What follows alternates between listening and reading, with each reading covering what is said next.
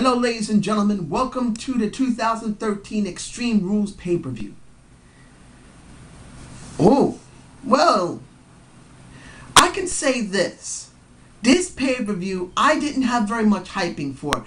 When you saw my SmackDown review, I didn't feel any hype.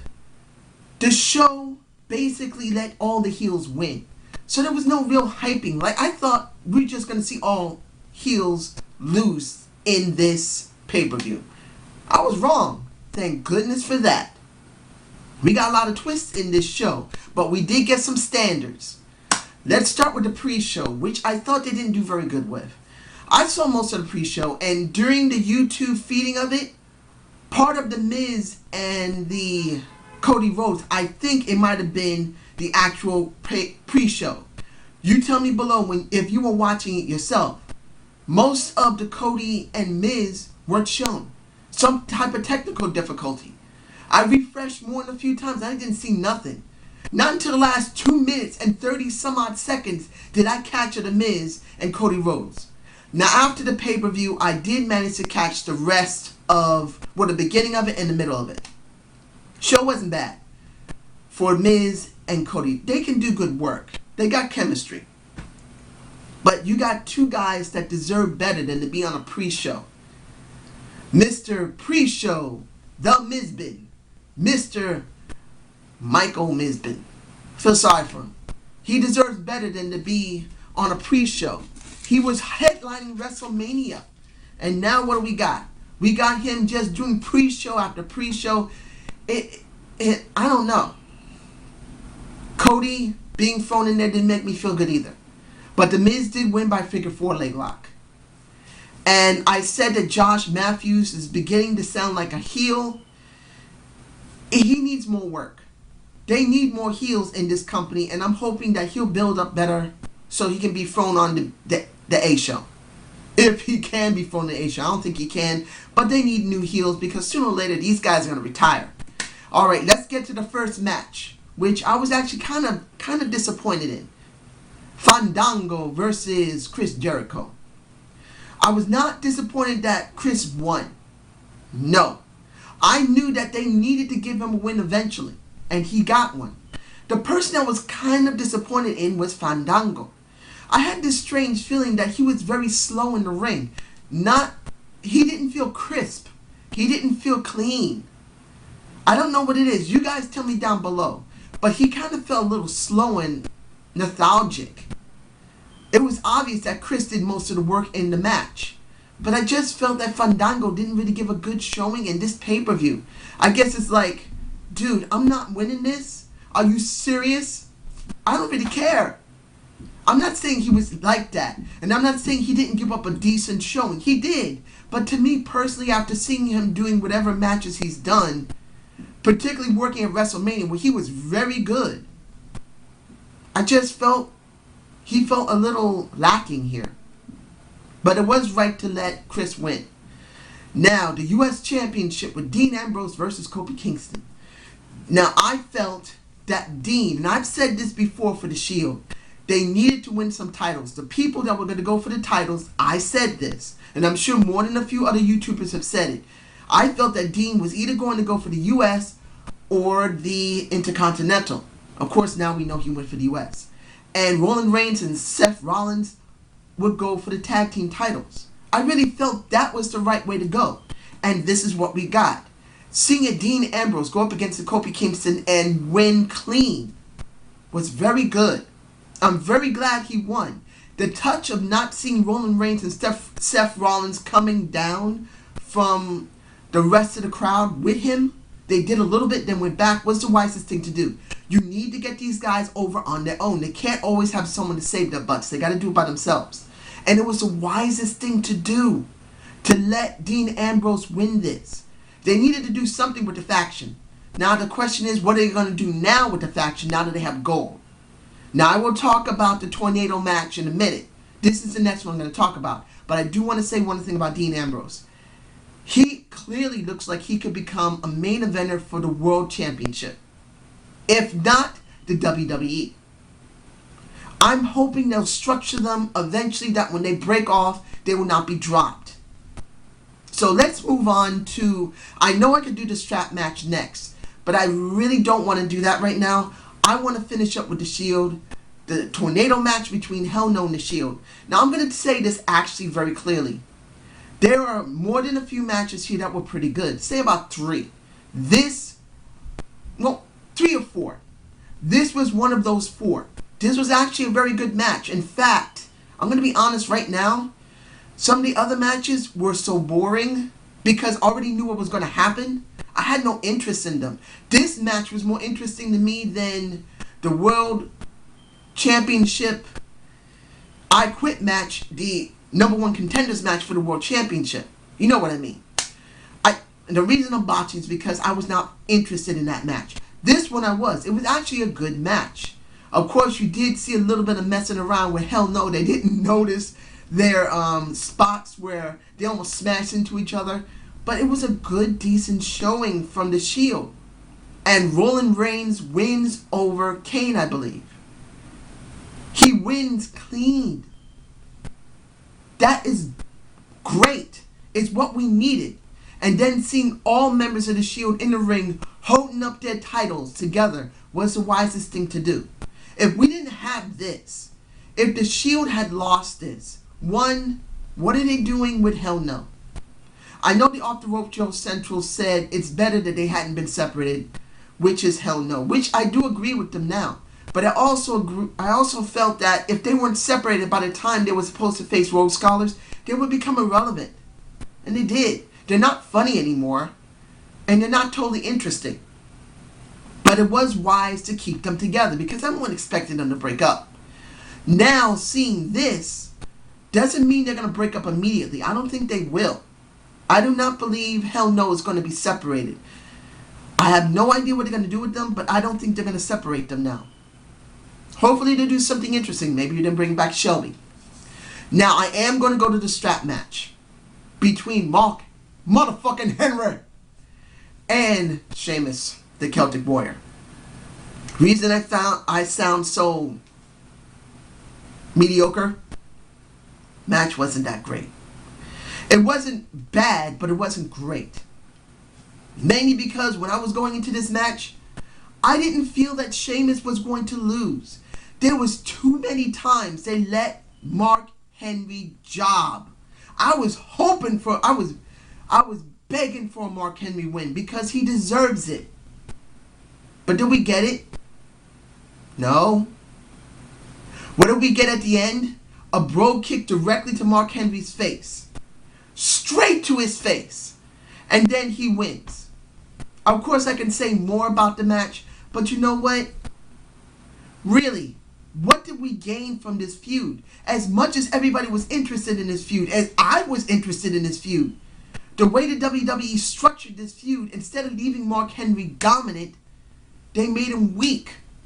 Pulling 2 tractor trailers, about 55 tons, is not enough to keep my interest if you constantly make him job.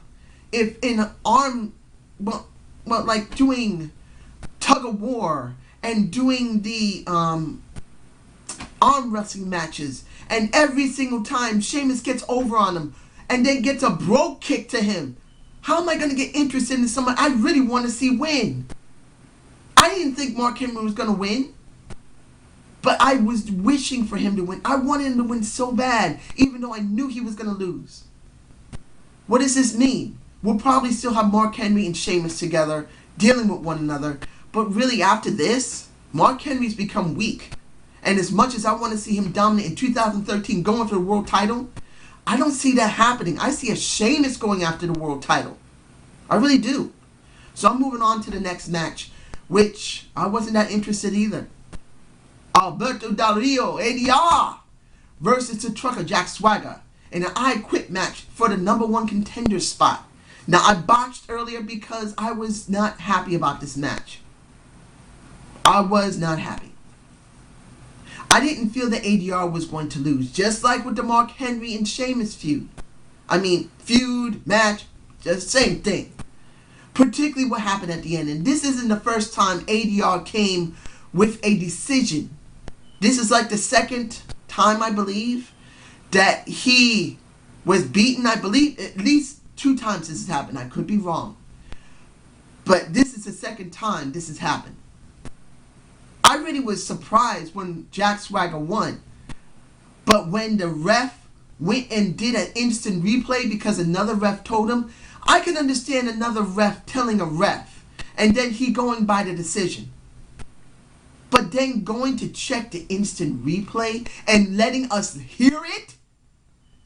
What the fuck were they doing with this?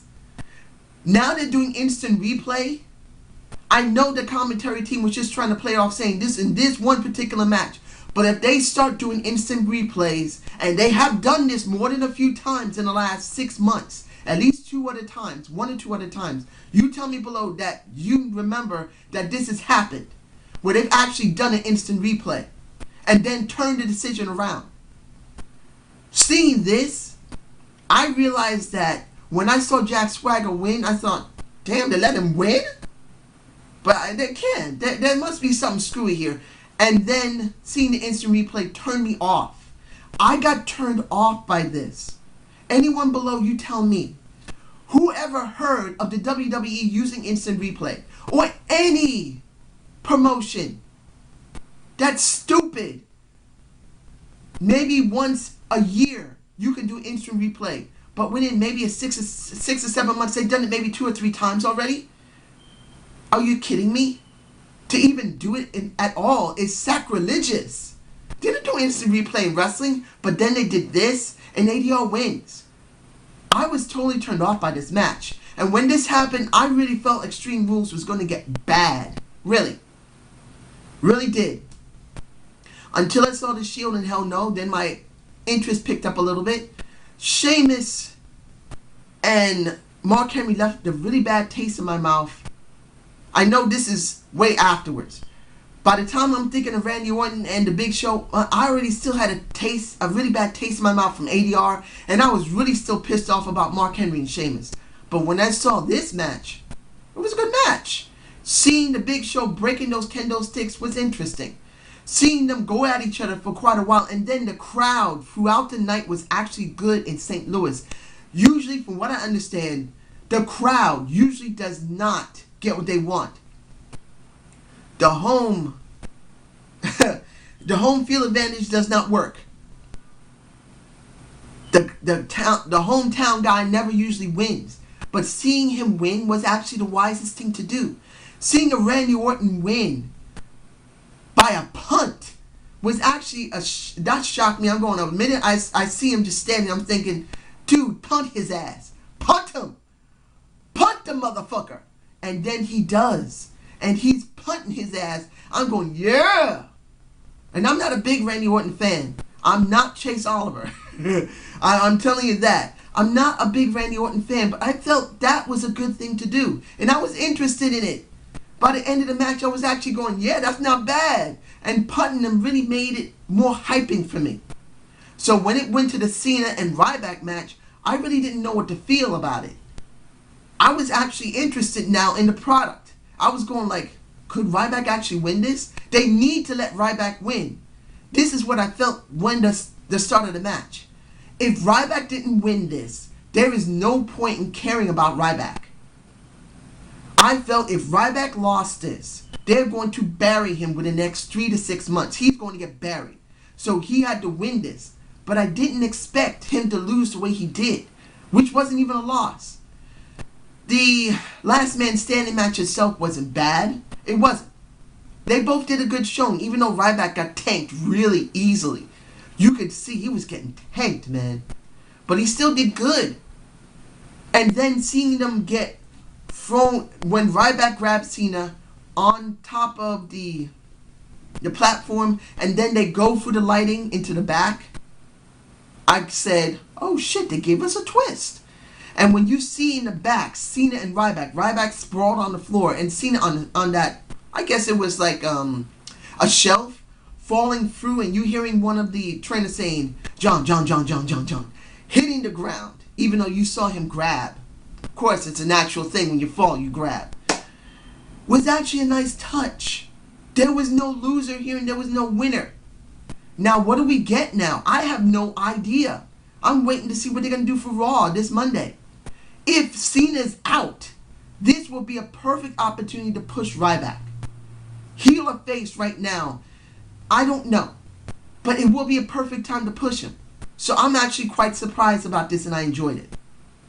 Seeing the final match of the night, which I really felt should have been in the place of the Last Man Standing match. I'm saying this really clearly. I'm not a big Cena fan. I'm not. But I felt that the Cena match with Ryback should have been the last match. Really. It should have been. Because the Steel Cage match, even though it was damn good, didn't give us such a strong twist as the Last Man Standing match. And seeing Brock Lesnar hurt was not bad. Seeing the fight in the ring was not bad at all. Seeing the kick out, seeing Paulie coming into the ring, in the steel cage, getting laid out and still helping out was good. Seeing the sledgehammer was even more better. And in the end, what did we get? To be honest, I felt that Brock was not going to win this. From the beginning of the match to the middle of the match and nearing the end, I didn't expect him to win. He had been jobbing for a while now. I didn't expect him to win. But him winning was also a nice twist. That leaves him dominant. That leaves him for another possibility towards someone else. Unless they're going to do another Brock Lesnar and Triple H match. Which I don't know if I'm fond of, but it could be something different. I don't know. So, now, knowing this, how do I rate this show?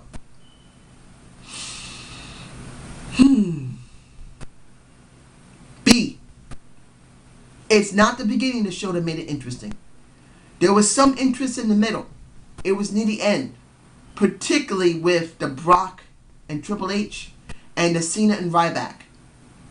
And I can say with the Shield, that was the wisest thing to do. And I wasn't too surprised that they won. If they had not won, I would have been surprised. So I give this a B. You guys tell me below what you think. And almost forgot, the Caitlyn and AJ thing, they had their little fight. I don't know if they're going to do something on Monday. They probably will. Am I interested for it? No.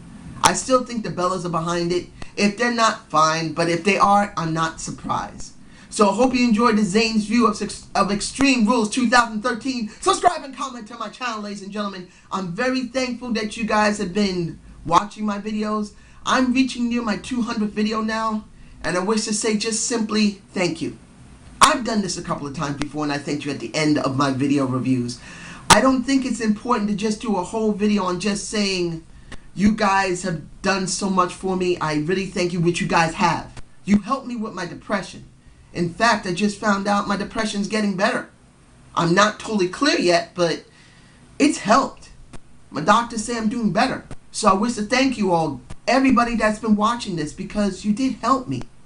So have a good night and take care.